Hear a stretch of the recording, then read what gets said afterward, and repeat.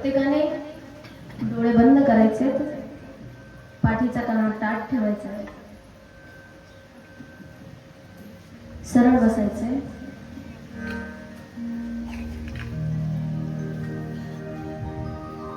हरी डोळे बंद, पाठीचा कणा ताठ, उच्च श्वास घ्यायचा आहे आणि ओंकाराला सुरुवात करायची.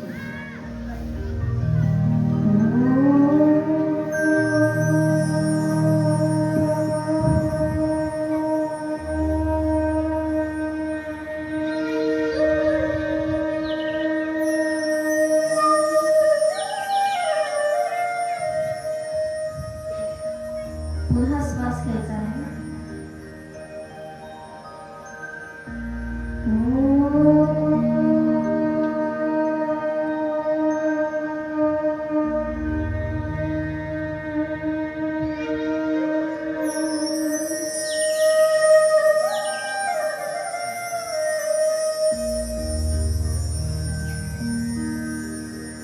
पुन्हा श्वास घ्यायचा आहे.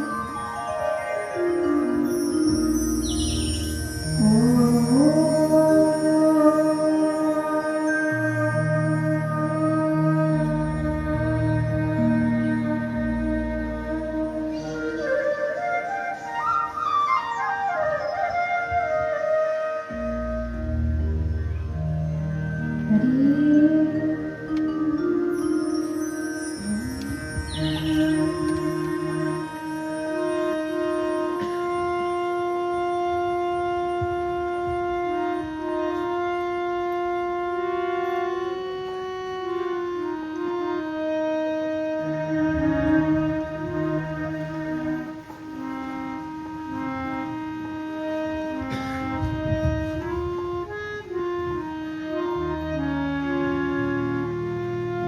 हरी हरी. वक्रतुंड महाकाय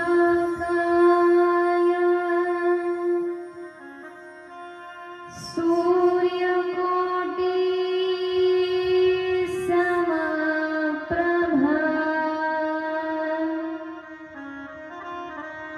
निर्विघ्नं कुरु मे देव सर्वकार्येषु सर्वदा.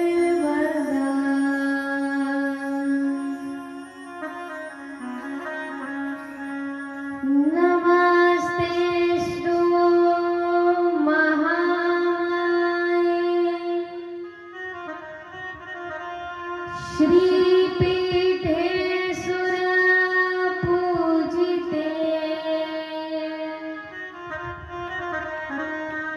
शंखचक्र गदाहस्ते महालक्ष्मी नमोस्तुते.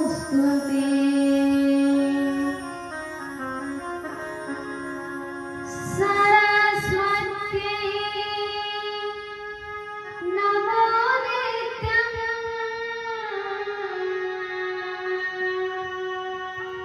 भद्रकालै नमो नमः. सरस्वत्यै नमो नित्यं भद्रकालै नमो नमः. वेद वेदांग वेदांगं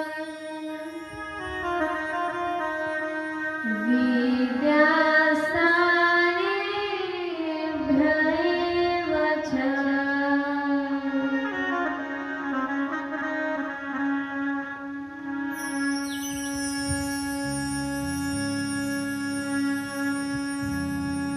आपल्या निर्वाण षटकमला आपण सुरुवात करणार आहोत.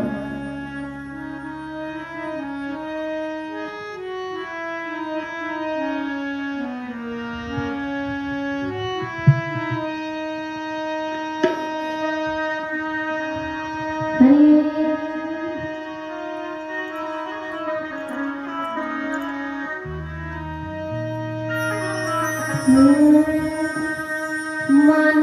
मनोबुद्धी अहंकार चित्तानि नाहं मनोबुद्धि अहंकार चित्तानि नाहं न च श्रोत्रजिह्वे न च घ्राणनेत्रं न च श्रोत्रजिह्वे न च घ्राणनेत्रं न च व्योमभूमिर्न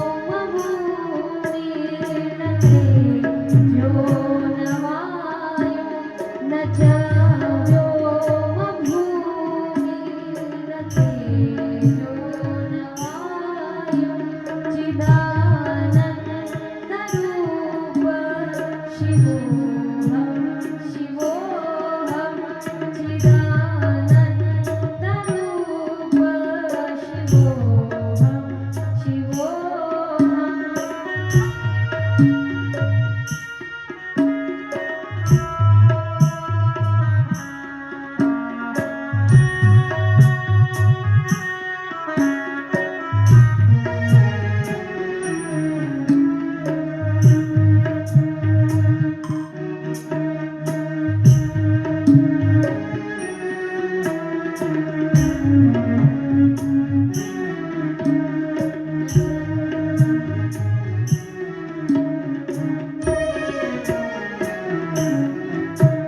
न च प्राणसंज्ञो न वै पञ्चवायु न वा सप्तधातु न वा पञ्चकोशो न च प्राणसंज्ञो न वै पञ्चवायु न वा सप्तधातु न वा पञ्चकोशो न वा पाणिपादौ न च हस्तपायु चिदानन्दरूप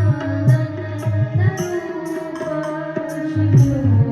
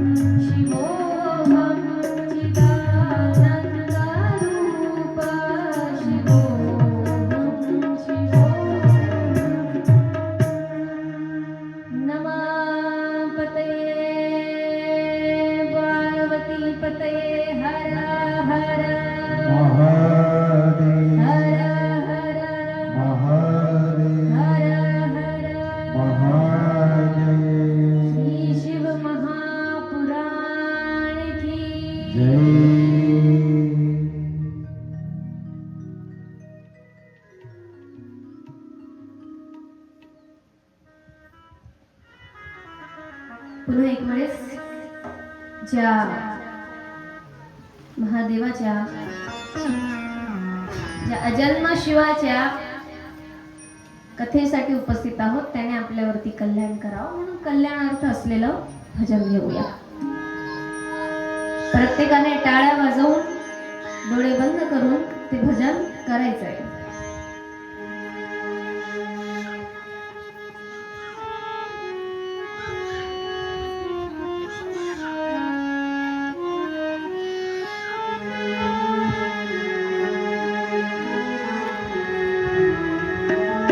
विषय असा आहे, प्रत्येकाला स्वतःचं कुठल्या ना कुठल्या स्वरूपामध्ये कल्याण करून घ्यायचं आहे. ईश्वराच्या चरणी मागताना मला हे दे, मला ते दे, मला असं दे, मला तसं देच्या ऐवजी ज्या स्वरूपात मला ज्या गोष्टीची आवश्यकता आहे, जी माझ्यासाठी आवश्यक असेल, त्या आवश्यक असणाऱ्या गोष्टीच्या द्वारेने हे शिवा तू आमचं कल्याण कर, ही आशा मनामध्ये ठेवून भगवंताची भक्ती करायची. विश्वविधाता हे जगदाता, विश्वविधाता हे जगदाता, कल्याण करो महादेव,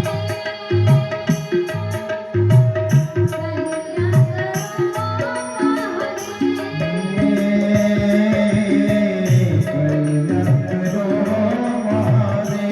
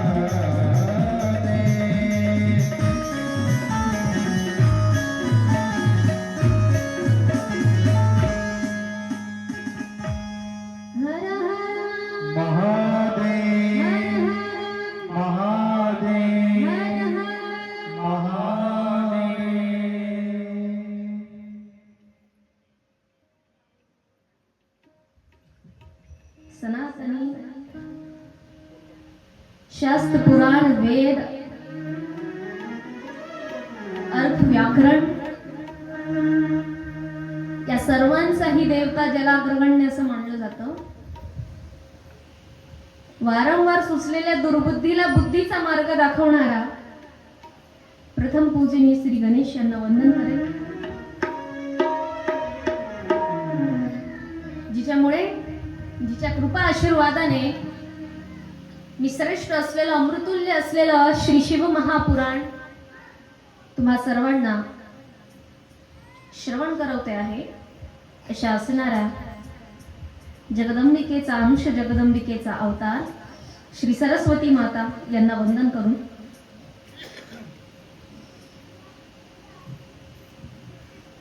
ज्याने या सृष्टीचं पालन केलं, या सृष्टीला निर्माण केलं, अनेक अवतार घेतले जो लीलाधारी असे असणाऱ्या श्री नारायणाला नमस्कार करून ज्या ग्रंथाचं, ज्या पुराणाचं वखाण किंवा कथा आपण करत आहोत आणि ज्या कथेमुळे आपल्या सर्वांना आपल्या आयुष्यामध्ये कधीही न झालेलं असं मार्गदर्शन ह्यावेळेस करून घ्यायचं आहे, अशा असणाऱ्या सर्वश्रेष्ठ असणाऱ्या श्री शिव महापुराणाला वंदन करते. पुनश्च एक वेळेस असणारा अजन्मा शिव, ज्याचा कधीही जन्म झालेला नाही, ज्याचा कधीही मृत्यू होत नाही, जो कुठल्या एका मूर्तीत बाधित नाही, कुठल्या एका लिंगात बाधित नाही, कुठल्या एका पुरुषात बाधित नाही, जो चराचरामध्ये आहे, तुमच्यात आहे, आमच्यात आहे, प्रत्येकामध्ये तो स्थित आहे, असे असणाऱ्या शिव स्वरूपाला प्रथमतः वंदन करते.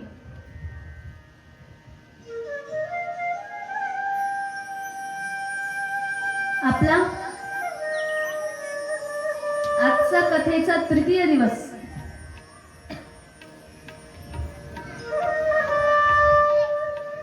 आणि तृतीय दिवसानिमित्ताने श्री जगद्गुरु संत तुकाराम महाराज बीजोत्सव निमित्ताने 5 मार्चला बीज आहे तुकोबारायांची हरिनाम संकीर्तन सोहळा व संगीतमय शिव महापुराण कथा याचा आपल्या या पथार खुर्द मध्ये आयोजन करण्यात आलं. काल परवा वेळेच्या अभावामुळे म्हणा किंवा अनेक गडबडींमुळे मी पूर्ण उल्लेख करू नाही शकली.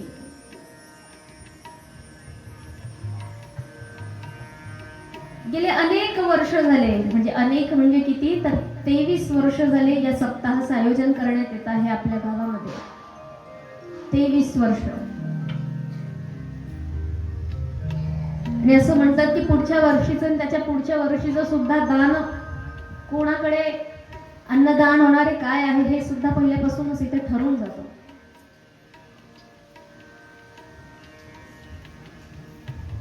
आणि मी अचंबित आहे आणि एवढं सुंदर पद्धतीचा मला अभिमान वाटतो की या गावामध्ये दररोज सकाळ संध्याकाळ पूर्ण गावाला जेवण असतं. असं सुंदर साधू संतांच्या पदस्पर्शाने पावन आणि पुनीत असलेलं आपलं हे पथराड नगर. पहिल्याच दिवशी ज्यांनी सेवा घेतली फराडाची अशी असणारे आमचे आनंद बाबा, नाना अशी असणारे आनंद बाबा, ज्यांनी फराडाची व्यवस्था केली. आमचं साधं सिंपल काम आहे. आमचं साधं असो का राजशाही असो, मनाने केलं की ते काम देवालाच प्राप्त होतं. ही खरी गोष्ट आहे. आणि खूप सुंदर पद्धती. मी उपवास केल्यानंतर मी कधीच भगर आणि साबुदाणा खातच नाही, खरं सांगते. पण एवढ्या सुंदर पद्धतीने तो फराळ निर्माण होता केलेला की खरोखर मनापासून पुन्हा पुन्हा मागून मागून मी ते सेवन केलं. एवढ्या सुंदररित्या ज्याने मनापासून बनवलं असेल ना त्याच्या अन्नामध्ये एक वेगळी चव असते, एक वेगळा स्वाद असतो, कारण त्याच्यामध्ये ईश्वर स्वरूप असतो. मग ज्याने मनापासून केलेलं नसेल तिथे स्वादही नसतो आणि मनही नसतो. त्यानंतर सकाळची व्यवस्था ज्यांच्या इथे झाली दुसऱ्या दिवशी ते म्हणजे आमचे दगडू बाबा पवार, त्यांच्या इथे ही व्यवस्था होती. सकाळचं भोजन सुद्धा तेवढ्याच पद्धतीने काय होते, मला असं वाटतं वरणबट्टी, वांग्याची भाजी. खानदेशसाठी पुण्यात गेले ना, पुण्यातले लोक असे तरसतात वरणबट्टी आणि वांग्याची भाजी खायला. मी काय सांगू, त्या लोकांना हा स्वाद माहित नाही. आणि इथले लोक जे तिथे जातात ना, ते लोक सुद्धा त्या गोष्टीसाठी फार तडफडतात. त्यानंतर संध्याकाळचं संत भोजन घेतलं होतं आमचे साहेबराव बाबा यांनी. ते सुद्धा खूप सुंदर पद्धतीने व्यवस्था झाली. त्यानंतर आजचं ज्यांनी संत भोजन घेतलं ते असणारे, आता खरं तर बघायला गेलं तर आपल्या गावच्या सरपंच एक महिला सरपंच आहे. पण म्हटली की दादा तुम्ही सरपंच दादांच्या घरी भोजन झालं. दादा म्हणतात अहो मी सरपंच नाहीये, माझ्या पत्नी सरपंच आहे. म्हटलं डॉक्टराची जर पत्नी असेल तर डॉक्टरच्या पत्नीला आपण काय म्हणू, डॉक्टरीन बाई है ना. वकिलाची जर पत्नी असेल तर आपण म्हणू वकिलीन ताई. माझ्या आईला वकिलीन ताईच म्हणायची, माझे वडील हे वकील होते म्हणून. त्याच पद्धतीने एखादा व्यक्ती जर आमदार झाला किंवा काही झालं तर त्याच्या पत्नीला पण आपण म्हणू अरे आमदार ताई आल्या, हे आल्या, ते आल्या. तसंच जर पत्नी सरपंच असेल तर कोण काय ना, शिव आणि शिवा ही वेगळी नाहीच.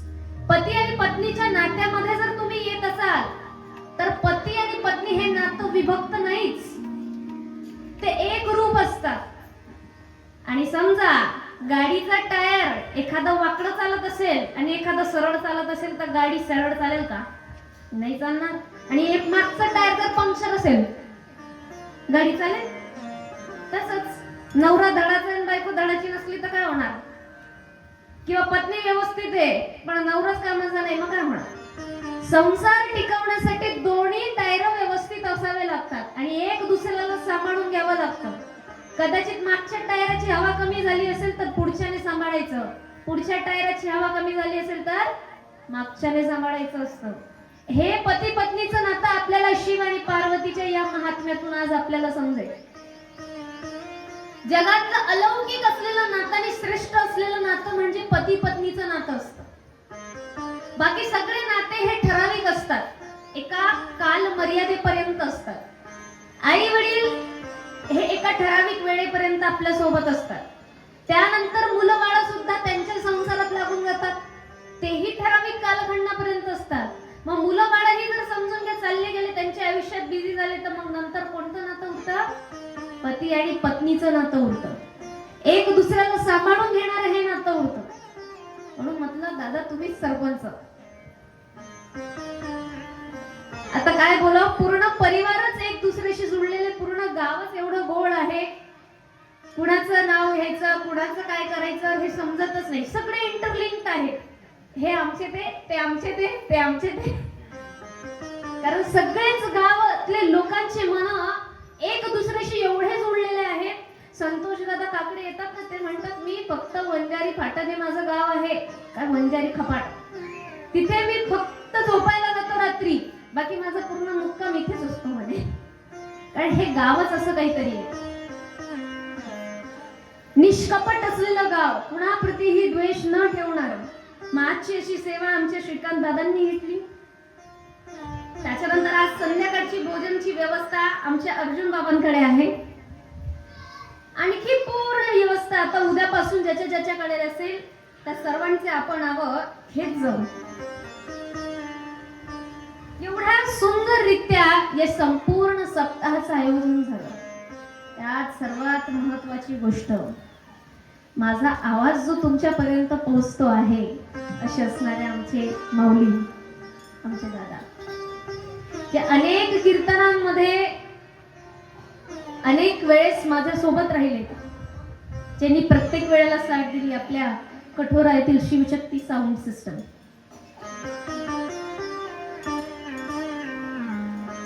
तुम्हाला माहितीये आपल्यासारख्या मनुष्यापेक्षा सर्वात जास्त नामस्मरण कोणाचं झालंय? या माईकचं. या माईकचं. आपण इथेच राहून जातो, पण जेही लोक बोलतात ते ह्या माईकचं एवढं नामस्मरण होतं, इथे देवाचे एवढे नामस्मरण होऊन जातं. आणि सर्वात मेन की हा तुमच्यापर्यंत आवाज पोहोचतो, हा माध्यम आहे, तर हा सर्वात पवित्र आणि सर्वात श्रेष्ठ आहे. माझ्यापर्यंत हात नाही पोहोचले, या वायराच्या पाय पडून घ्यायच्या. वायरातून देव गेलाय की नाही? माझ्यापर्यंत नाही पोहोचले, या साऊंडच्या जो बॉक्स आहे त्याच्या पाया पडून घ्यायच्या. तिच्यातूनच तर शिवाचं नामस्मरण आम्ही ऐकलेलं आहे.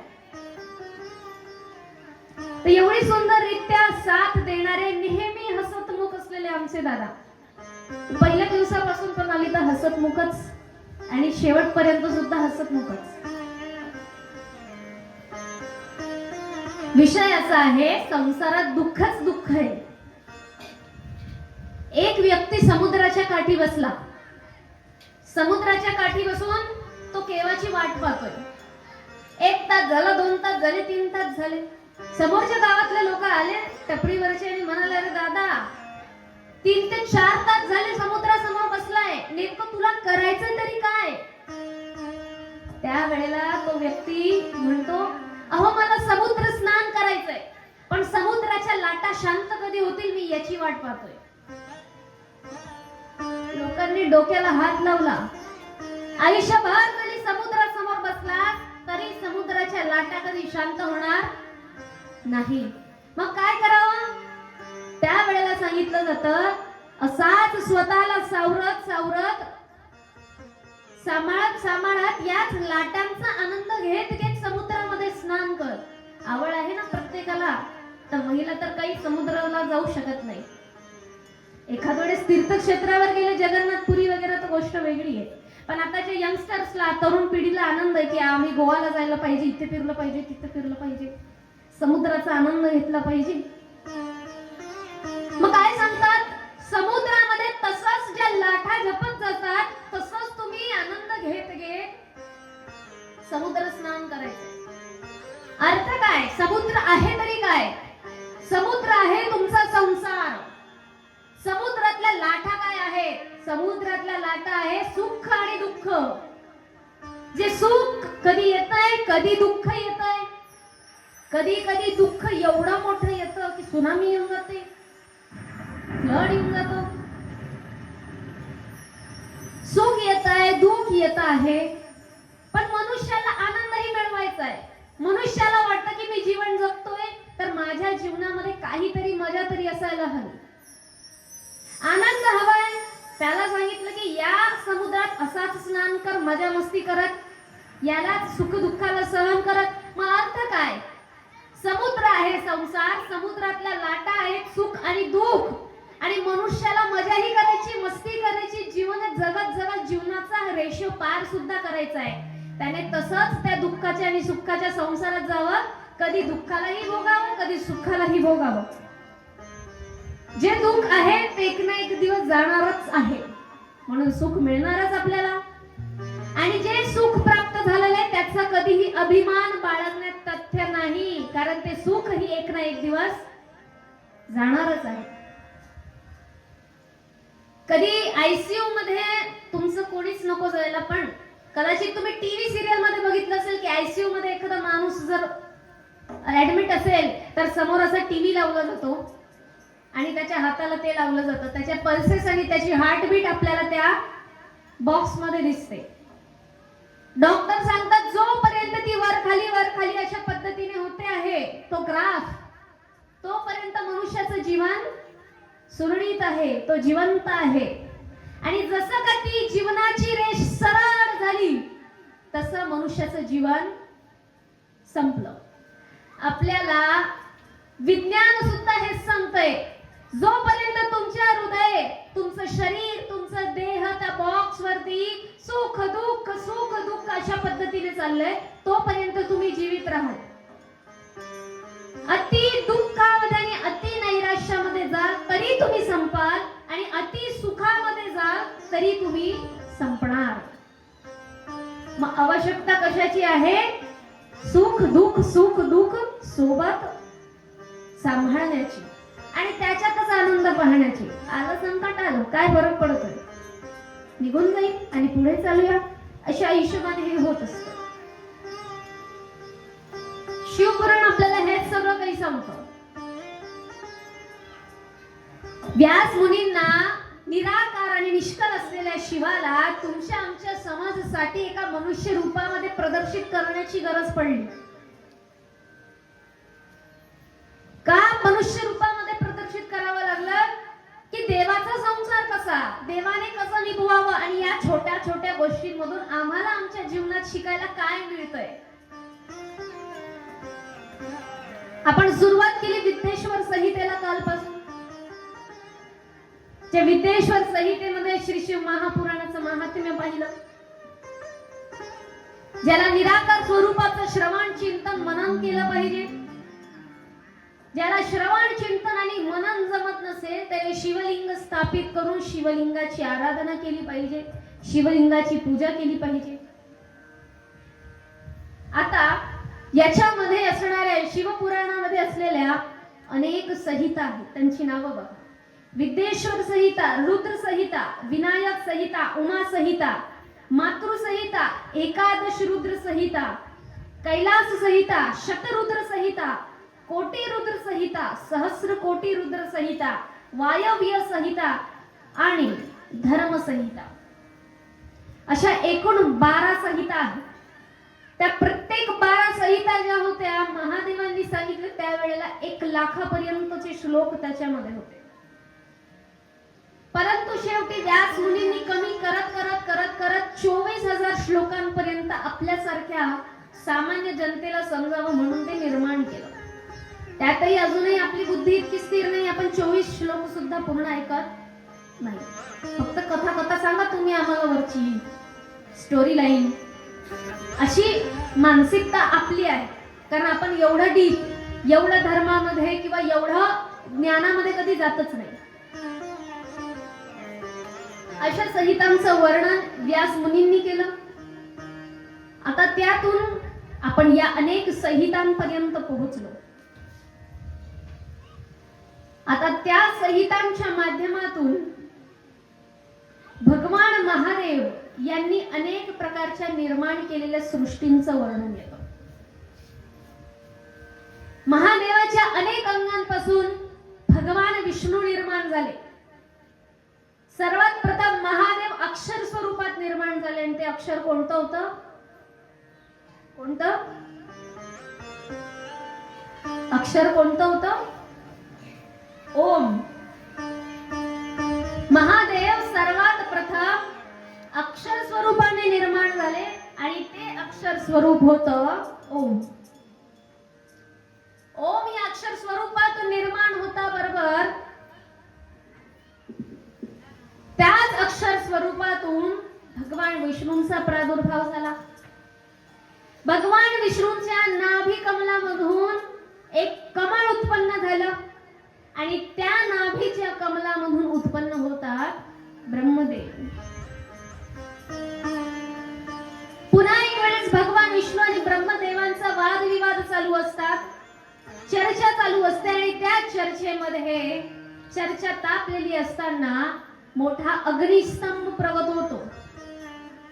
मोठा अग्निस्तंभ प्रगट झाल्यानंतर त्यातून प्रतीत होतं शिवलिंग आणि ते असतात महादेव. कुठून आले, कसे आले हे कुणीही जाणलं नाही, कुणालाही माहित नाही. विष्णू आणि ब्रह्म यांची उत्पत्ती शिवापासून आहे अशा पद्धतीने या शिवपुराण कथेमधून आपल्याला इथे समजतं. पुढे भगवान विष्णू ब्रह्मदेवांना सृष्टीच्या विस्ताराचा आदेश देतात की आता तुम्ही पुढे सृष्टीचा विस्तार करा. सृष्टीचा विस्तार नेमका करणार कसा? हजारो लाखो करोडो वर्ष झाले त्या एका कमळामध्येच ब्रह्मदेव काही ना काही उपाय शोधतायत सृष्टीचा विस्तार करण्यासाठी. तेव्हा त्यांच्या तेज शक्तीने निर्माण होतात त्यांचे पुत्र. अनेक अंगांपासून अनेक लोक निर्माण होतात, अनेक ऋषी निर्माण होतात. एवढंच नव्हे तर आकाश, वायू, अग्नी, जल आणि पृथ्वी या पाचींचा समावेश करून एका सृष्टीची निर्मिती होते. आणि अशी निर्मिती करण्याबरोबर केल्याबरोबर आपल्या दोघी नेत्रांमधून मरीचीला निर्माण करतात, हृदयामधून भृगु ऋषीला निर्माण करतात, डोक्यापासून अंगिरिकाला निर्माण करतात आणि त्याचबरोबर व्यानवायूपासून मुनिश्रेष्ठ पुलहंना निर्माण करतात. अशा अनेक ऋषी मुनींना निर्माण करतात. एक ब्रह्मदेव आहे, एक ब्रह्मदेव या सर्वांना निर्माण करतात आणि या सर्वांची लेकरं आपण आहोत. नंतर लोकांनी निर्माण केले वर्ण, मग नंतर वर्णात निर्माण झाल्या जाती. ब्रह्मदेवाने जात निर्माण केली नाही. मग आपण सर्व एकाचीच लेकरं आहोत. ब्रह्मदेवाच्या एका अंगापासून निर्माण होतात स्वयंभू मनु आणि त्याच दुसऱ्या अंगापासून निर्माण होते शतरूपा. मनु आहे पुरुष, शतरूपा आहे स्त्री. अहम ब्रह्मास्मी का म्हटलं जातं हे याच्यावरून समजतं आपल्याला. काही वेळेला आपल्याला असं वाटतं की ह्या जे आपल्याला कथा सांगितलं, अरे डोक्यापासून हे, पायापासून हे, अमक्यापासून हे, डमक्यापासून हे, हे काय सांगितलंय की ब्रह्मदेवाच्या संपूर्ण अंगाची आपण लेकरं आहोत. कुणी पुलत्सच्या वंशातला आहे, कुणी भृगूच्या वंशातला आहे, कुणी मरीचीच्या वंशातला आहे, कुणी कुठल्या वंशातला आहे, पण आहेत सगळे ब्रह्मदेवाचे. त्यातही ब्रह्मदेवाच्या शरीरापासून ज्या वेळेला मनुष्याची सृष्टी निर्माण करावी लागते त्यावेळेस ब्रह्मदेवाच्या एका भागापासून पुरुष म्हणजे मनु निर्माण होतो आणि स्त्री म्हणजे शतरूपा निर्माण होते आणि आपण सर्वजण या मनु आणि शतरूपाचीच लेकरं आहोत. म्हणून काय मंत्र येतो, अहम ब्रह्मास्मी, मी ब्रह्म आहे. का? कारण आपण सर्वजण त्या ब्रह्माची लेकरं आहोत. भक्तीच्या मार्गावर असताना, आध्यात्मिक मार्गावर असताना आपल्याला हे जाणणं आवश्यक आहे की इथे कुणीही वेगळं नाही, इथे कुणीही श्रेष्ठ नाही, इथे कुणीही ज्येष्ठ नाही, इथे कुणीही वरच्या जातचा नाही, खालच्या जातचा नाही, इथे कुणीही त्या धर्माचा नाही, कुणीही या धर्माचा नाही. हे कुणाला समजणं आवश्यक आहे, जो भक्ती पथावर, आध्यात्मिक पथावर चालतो आहे किंवा जो व्यक्ती ज्याला एक स्वरूपाने त्या भगवंताशी तल्लीन व्हायचं आहे, तो कुठल्याच प्रकारचा भेद कोणत्याच जीवामध्ये ठेवत नाही. म्हणून एका अंगापासून मनु आणि एका अंगापासून शतरूपा असे निर्माण झाले. पुढे शतरूपा आणि मनु यांचे अनेक वंशज निर्माण होतात. आणि शतरूपा आणि यांच्या परिवाराचं आपण वर्णन पुढे करूच, पण तत्पूर्वी एका कथाभागाचा उल्लेख येतो. कुठली कथाभाग? नारद मुनी ब्रह्मजींना प्रश्न विचारतात, पिताजी, पिता का म्हणतायत? कारण नारद मुनी सुद्धा ब्रह्माचेच पुत्र. आपण मला सांगावं, कुबेराला कुबेराचं पद कसं प्राप्त झालं? कुबेराला कुबेर पद कसं प्राप्त झालं?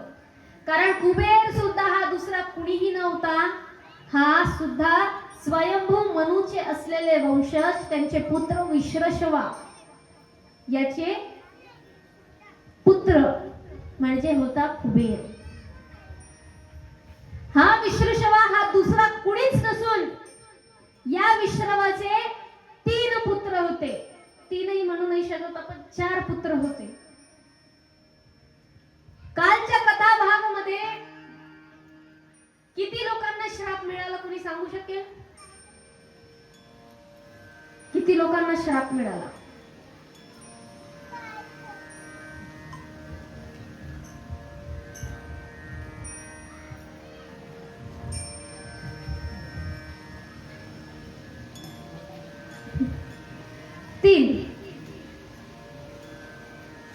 सांगा पहिले कुणाला श्राप दिला? कुणी दिला श्राप? नारदने. कुणाला दिला?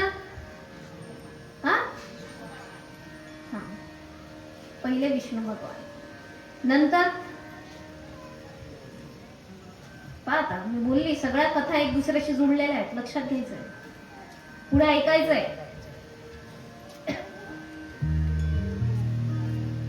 दोन लोक कोण होते ज्यांना श्राप मिळाला? शिवगण. भगवान महादेवाचे पार्षद होते. तुम्ही लोक आज सोपे सुटले, थोडा वेळ झालाय म्हणून आज मी एवढे प्रश्न नाही विचारत, आपल्याला पुढच्या कथा भागाकडे वळायचंय. दोन शिवगण होते, त्यांना श्राप देण्यात आला की तुम्ही मर्त्य लोकी जन्माला याल, तुम्ही ब्राह्मणापासून जन्माला याल, पण तुम्ही राक्षस योनीचे राहाल. कोण असाल? राक्षस असाल. विश्रुवा कोण होता? मनु आणि शत्रुपाचा पुत्र. आपण सर्वजण मनु आणि शत्रुपाचे वंशज आहोत, म्हणजे आपण कोण? ब्राह्मण. मनु आणि शत्रुपाचेच वंशज आहोत आपण सर्वजण, म्हणजे आपण कोण? ब्राह्मण. पुढे आणखी सांगितलं जातं ब्राह्मण हा जाती नाही, ब्राह्मण हा कर्माने मोजला जातो. म्हणून वारंवार इथे ब्राह्मणांचे उदाहरण दिलेले आहेत या शिवपुराणामध्ये. मग विश्रम हा ब्राह्मण होता, त्याच्या दोन पत्नी होत्या. प्रथम पत्नीपासून त्याला जो पुत्र प्राप्त झाला तो होता कुबेर, जो देव झाला. द्वितीय पत्नीपासून त्याला 3 मुलं जन्माला आले. कोणते कोणते? जे ते 2 राक्षस योनीतले होते ते कोण? रावण आणि दुसरा कुंभकर्ण. रावण आणि कुंभकर्ण, आणि तिसरा ठरलं विभीषण. पण राक्षस 2च होते, रावण आणि कुंभकर्ण. हे ते श्रापित शिवगण होते. मग आता कुबेर कोण आहे? रावणाचा आणि कुंभकर्णाचा सावत्र भाऊ. हा तोच कुबेर आहे. याला कुबेर पद कसा प्राप्त होतं? एका कुठल्या तरी कांपिल्य नगर मध्ये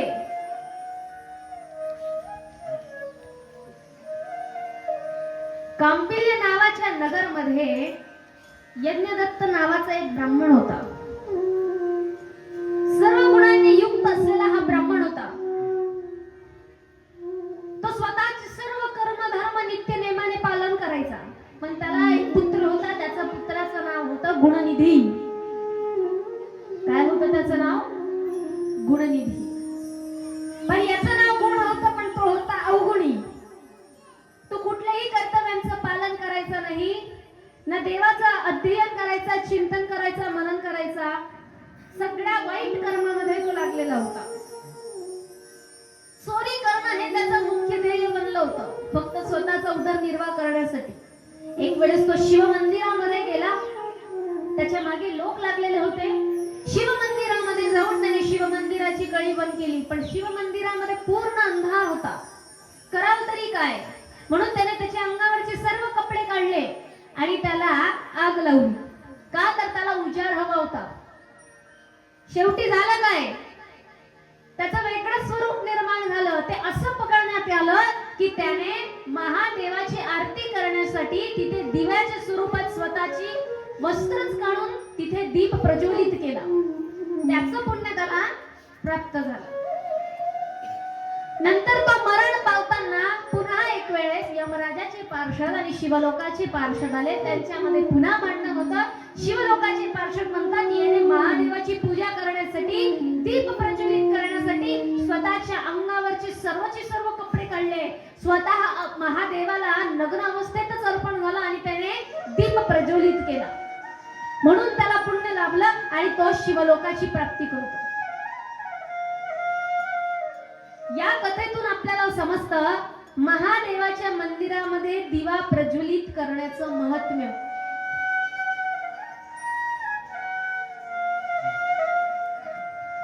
पुढे काही तुमच्याने मंत्र उच्चारण होत नसतील, काही तुम्हाला वेळं वाकडं, तुम्ही अशिक्षित अडाणी असाल, फरक पडत नाही. सकाळ असो किंवा संध्याकाळ असो, मंदिरात अंधार राहू द्यायचा नाही. म्हणून दीप प्रज्वलित करायचा महादेवाच्या मंदिरामध्ये, शिवलिंगाजवळ किंवा महादेवाच्या प्रतिमेसमोर. हे या कथेतून आपल्याला दीप प्रज्वलनाचं महत्त्व समजतं. त्याला जाणवतं की अरे मी तर स्वतःचाच अंधार मिटवण्यासाठी, मला प्रकाश हवा होता म्हणून मी स्वतःसाठी कपडे काढले आणि पेटवले, पण हिच्याने तर मला शिवलोकाची प्राप्ती होते. काही काळ त्याने शिवलोकामध्ये आनंदमय स्वतःचं जीवन व्यतीत केलं, पण तो काळ गेल्यानंतर तो पुन्हा मर्त्य लोकामध्ये जन्माला आला. आणि आता मात्र तो जन्माला येत असताना कलिंग राज येथे अरिंदम याचा पुत्र झाला. अरिंदमाचा पुत्र, तेव्हा त्याचं नाव होतं दम. काय नाव होतं? दम. दम नावाचा व्यक्ती म्हणून तो तिथे जन्माला आला. त्याचे वडील वारल्यानंतर त्याने त्या राज्याचा सांभाळ केला आणि राज्य सांभाळत असताना पूर्ण राज्यामध्ये निर्देशित केलं की इथे शिवालय होणार. प्रत्येक ठिकाणी जागोजागी त्याने शिव मंदिरांची निर्मिती केली आणि प्रत्येक शिव मंदिरामध्ये तेवत असणारा दीप तिथे प्रज्वलित करायचा. उभ्या आयुष्यात त्याने राज्यकारभार तर केलाच, पण जेवणाच्याही पलीकडे जाऊन जेवण बाजूला ठेवायचा, स्वतःचा ऐश्वर्य संपन्न असलेला आयुष्य बाजूला ठेवायचा आणि दिवे लावायला पहिले जायचा. तो एवढा आसक्त होता की दिवे लावल्याशिवाय त्याला जेवण सुद्धा जायचं नाही. एकाही मंदिरामध्ये त्याच्या राज्यामध्ये कधीही अंधार नसायचा, कधीही उजाडच असायचा. एवढा त्याने दक्षतेने शिवालयांमध्ये मंदिरांमध्ये दीप प्रज्वलित करण्याचा आदेश दिला. शेवटच्या काळामध्ये सुद्धा, मरताना सुद्धा त्याने एका शिवालयामध्ये दीप प्रज्वलित केला. त्याचं पुण्य त्याला पुढे लागतं आणि मग हाच दम कोण असतो तर विश्रवाचा पुत्र म्हणून जन्माला येतो. त्याला स्वतःची अगोदरची सर्व जन्म लक्षात असतात. त्याला माहिती असतं महादेवाचं महात्म्य काय. एक दिवस तो निघतो महादेवाची तपश्चर्या करण्यासाठी. त्याला दिग्पाल हे पद प्राप्त झालेलं असतं आणि या पदामुळे ब्रह्मदेवाचा मुलगा पुलत्स्यचा मुलगा विश्रव आणि विश्रवाचा मुलगा ठरतो कुबेर, ज्याचं खरं नाव असतं वैश्रवण. त्याचं पहिले नाव काय असतं? वैश्रवण. आणि ते त्याचं नाव असताना मात्र तो महादेवाची तपश्चर्या करायला जातो आणि तिथे मात्र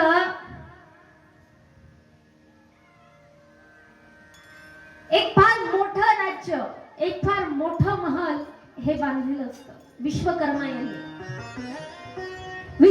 यांनीच कोणत्याही कालखंडामध्ये कधीही मोठी मोठी महलांपासून सगळं निर्माण केलंय. मग अशी विश्वकर्मा यांनी ते महल निर्माण केलेलं असतं. वैश्रवा हा सर्वात श्रीमंत ठरतो. तो तपश्चर्या करतो. तपश्चर्या केल्यानंतर महादेव त्याच्या समोर प्रकट होतात. महादेव जिच्या सोबत प्रकट होतात ती असते माता उमा.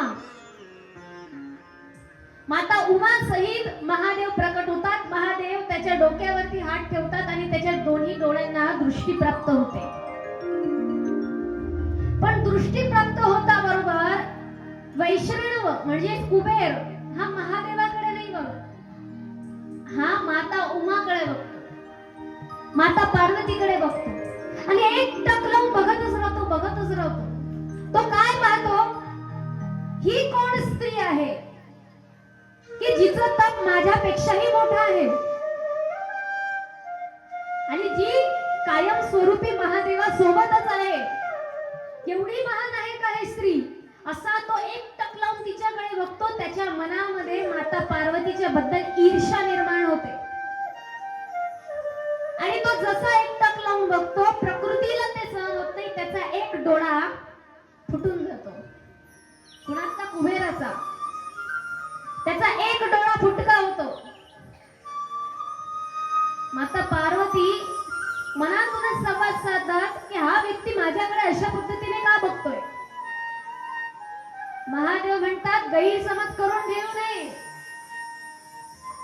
हा तुमचाच पुत्र आहे माता, हा तुमचाच पुत्र आहे, परंतु याला तुमच्या प्रती ईर्ष्या निर्माण झाली की तुम्ही माझ्या सोबत का. म्हणून हे वारंवार तो मनातल्या मनात विचार करतोय की हिचं तप एवढं मोठं कसं काय. माता पार्वती स्वतःच्या मनाला शांत करत त्याला आशीर्वाद देतात की महादेव नेहमी तुझ्या सोबत राहतील, संगतीत राहतील, तुमचं मित्रत्वाचं नातं असेल, परंतु माझ्या प्रती तुझी ईर्ष्या निर्माण झाली म्हणून तुझं नाव कुबेर ठेवण्यात येईल. कुबेर वैष्णव याचं ओरिजिनल नाव होतं, पण कुबेर नाव का पडलं. ज्याची दृष्टी कु आहे, कुबेर, ज्याच्या मनामध्ये ईर्ष्या निर्माण झाली, कुणाच्या प्रती तर माता पार्वतीच्याच प्रती ईर्ष्या निर्माण झाली, म्हणजे हा जळला, म्हणून त्याचं नाव कुबेर ठेवण्यात आलं. अशी ही कथा ब्रह्मदेव नारद मुनींना सांगतात की अशा पद्धतीने कुबेराची सुद्धा पदप्राप्ती झाली. आता पुढे मार्गक्रमण करत असताना अनेक कथांची सुरुवात होते. आता स्वयंभू मनू आणि त्याच बरोबर असलेले शतरूपा माता यांच्या पुढच्या कथानकाला सुरुवात होते, ज्यांचे अनेक वंशज निर्माण होतात आणि त्यांचाच एक पुढचा वंशज पुत्र ठरतो राजा दक्ष. कोण? राजा दक्ष.